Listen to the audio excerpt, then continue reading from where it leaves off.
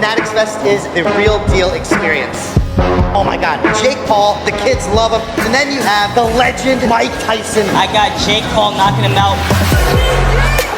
I love Mike Tyson. He's gonna... Iron Mike Tyson.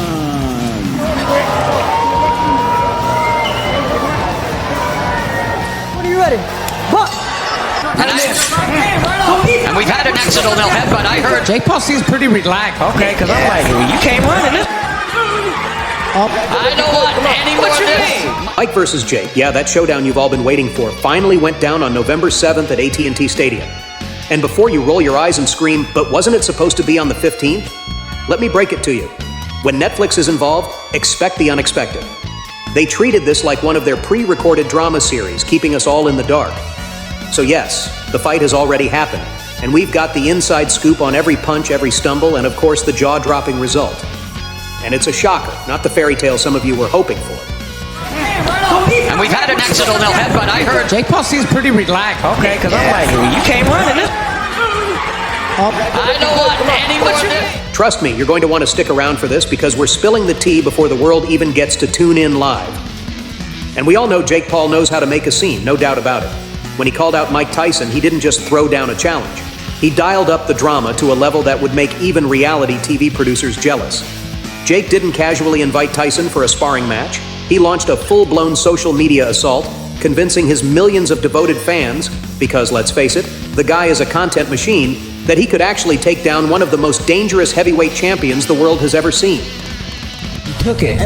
I knew I hit you with a good shot. You took it. You took it. I'm a game Respect, hey, I respect that. But while Jake was busy flooding our feeds with relentless self-promotion, Tyson's camp was whispering a very different story.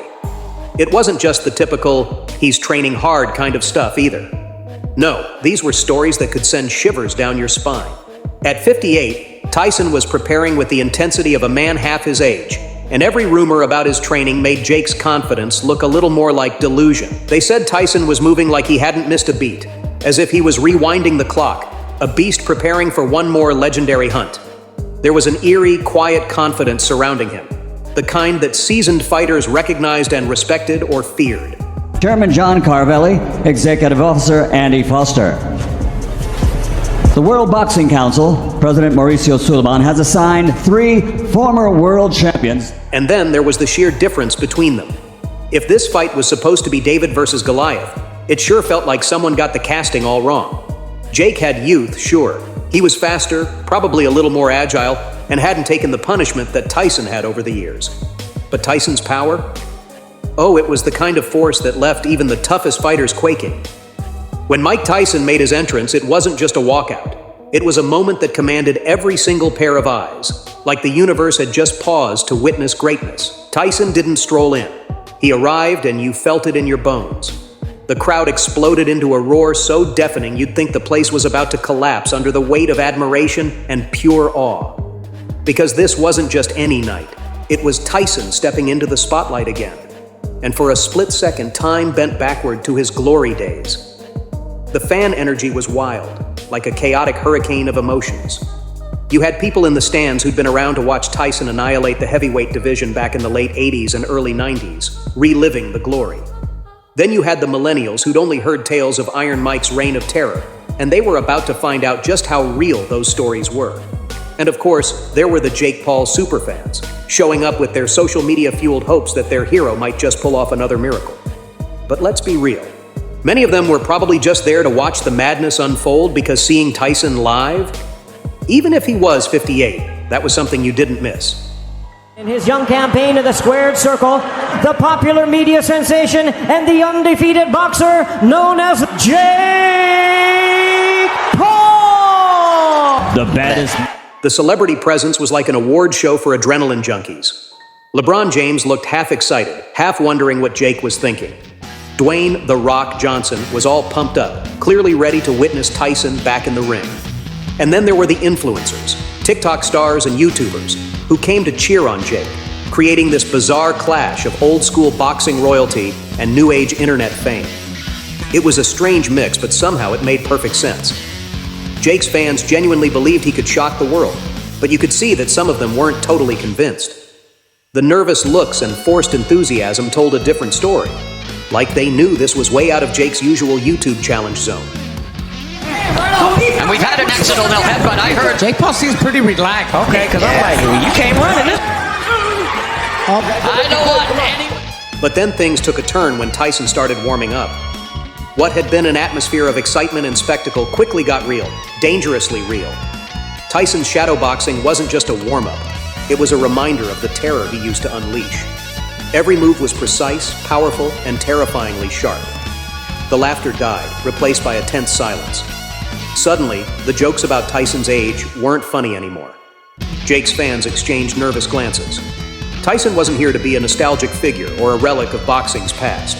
He was here to do what he had always done best, dismantle his opponent. When the bell rang, Tyson charged forward with an aggression that seemed to mock the laws of aging. His peekaboo style was on full display, slipping Jake's punches with a terrifying fluidity. Every jab Jake threw was countered with ease, and you realized right away that Tyson wasn't here to play. Jake's reach, which had saved him in previous fights, was utterly useless. Hey, Mike Tyson is out there fighting right now. Yeah. You still got it? Well, there's a double, triple jab with Mike Tyson. He does. Referee encouraging them. Two legends left. Will this be a round? Possible task. The referee will have to really be on the... Tyson closed the distance effortlessly, getting right in Jake's face and unloading shots that made you wince from your couch. Jake's punches didn't just miss, they looked clumsy, like a high schooler trying to box a seasoned champion. Even Tyson's critics had to admit, this was boxing at its finest. Get a read on the guy. This is a grandma. They out there fighting again. Battered him with the right hand to the... Absolutely. Mike Tyson picking off liver and upstairs with that left. Jake lay sprawled there, a crumpled reminder of the gulf between true boxing greatness and social media hype. The camera zoomed in, capturing the moment that would haunt Jake forever. Him, laid out, humbled, and utterly defeated by a man twice his age but still twice as dangerous. And for Tyson, this was more than a victory. It was a declaration. He wasn't some washed-up fighter back for a quick payday. He was still Mike Tyson, a name that commands fear and respect. And as he stood over Jake Paul's defeated form, he reminded the world that real greatness never fades. In a time when hype and social media often overshadow real skill, Tyson brought it back to what boxing is truly about: power, precision, and the kind of raw, unfiltered talent that no influencer could ever hope to match.